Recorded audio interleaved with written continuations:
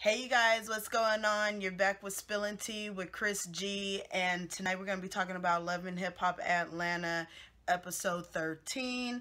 There's a lot of guest stars that appear in this episode, so we're going to go ahead and get it cracking.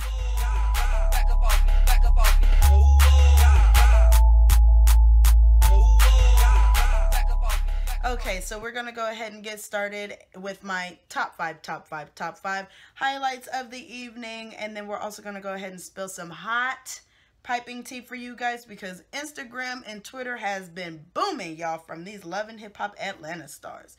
So for my number one highlight of the evening, it has to go to Mama D. Now, Mama D is hobbling around on some crutches. She has some sciatic nerve pain, and she went ahead and met with Young Jock to talk about doing some new music. So that'd be kind of dope because we haven't heard from Mama D in quite some time. Of course, it took a little bit of convincing from Young Jock, but Young Jock has decided that he would do a song from her. He wants people to start taking her more serious as an artist. However, Young Jock wants to see if she's going to do like some type of dance song with dance moves. So that'd be pretty dope coming from her. And then we also have Mama D talking about Ernest. Now, what's going on with him?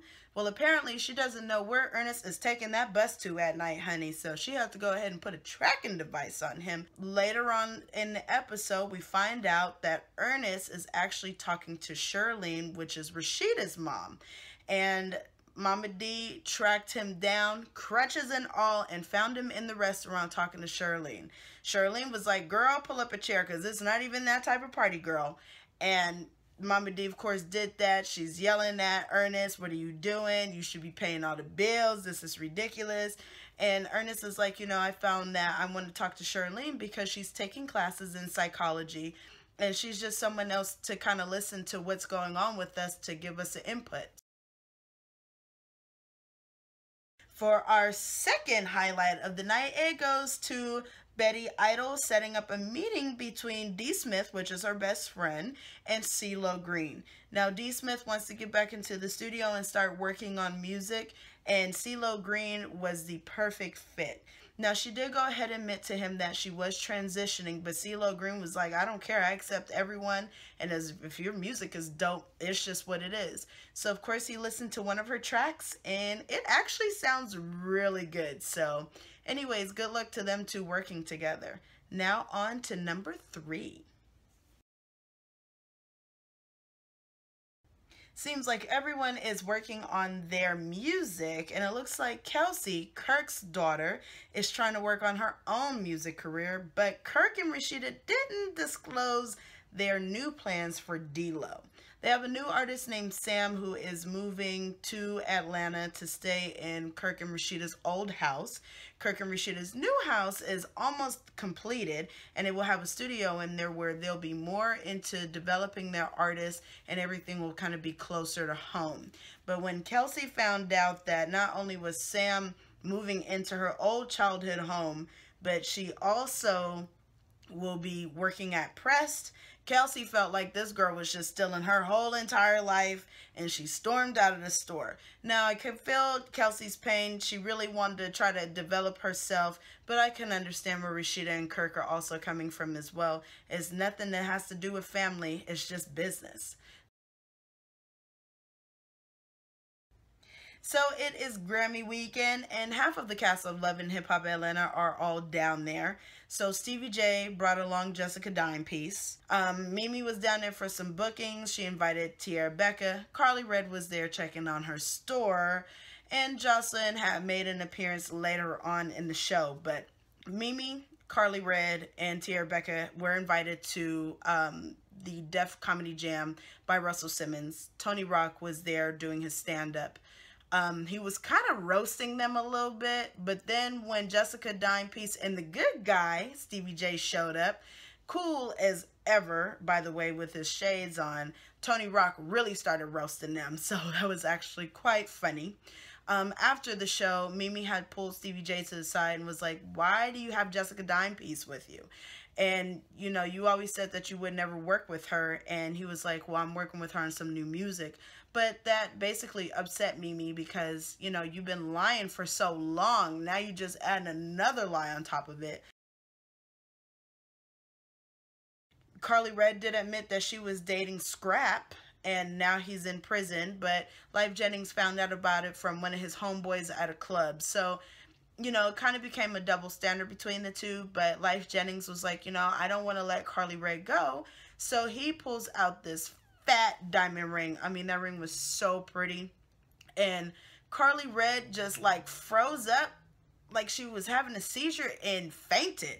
Now, is that real? You falling out that park bench like that? Girl, bye. You better get up and put your hand up and be like, please put that ring up on my finger, boo.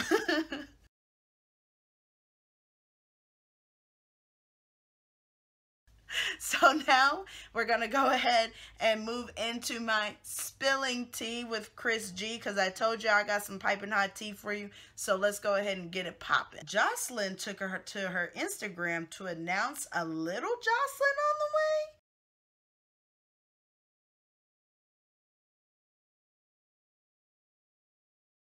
Stevie J went ahead and took to Twitter after a fan asked him if he got old girl pregnant. He was like, who? She said, did you get Jocelyn pregnant? He said, time will reveal all. So what does that mean?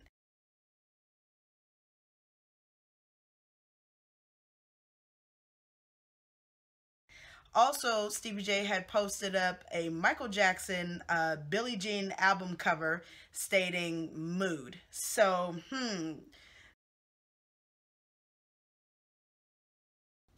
what a chaotic weekend for the King family.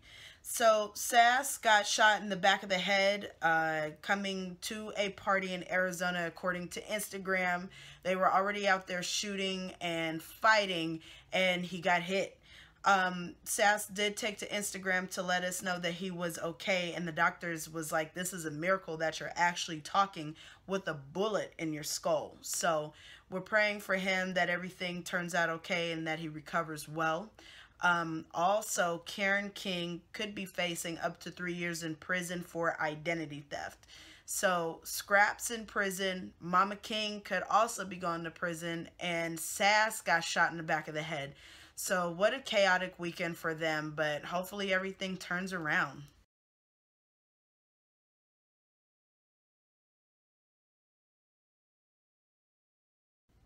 And last but not least, Mimi Foss is out in Miami enjoying her 4th of July weekend, looking unbothered. But when a fan had went ahead and tagged her under Jocelyn's post with her stomach out, Mimi basically responded, it ain't me and I don't care. Who cares? But then when Stevie J had posted the Billie Jean photo album cover, Mimi had posted a laughing face underneath it. So we'll see how this all plays out for their reunion on Love and Hip Hop Atlanta. So thank you guys for joining me tonight. I will be posting for Basketball Wives LA, and I also will be doing Real Housewives of New Jersey. Please make sure you subscribe to the channel, and please make sure you go to my Instagram, KRYSTINGRANT. I did see the DPG and Outlaws this weekend, and my videos are posted. So please make sure you do that. Have a good night.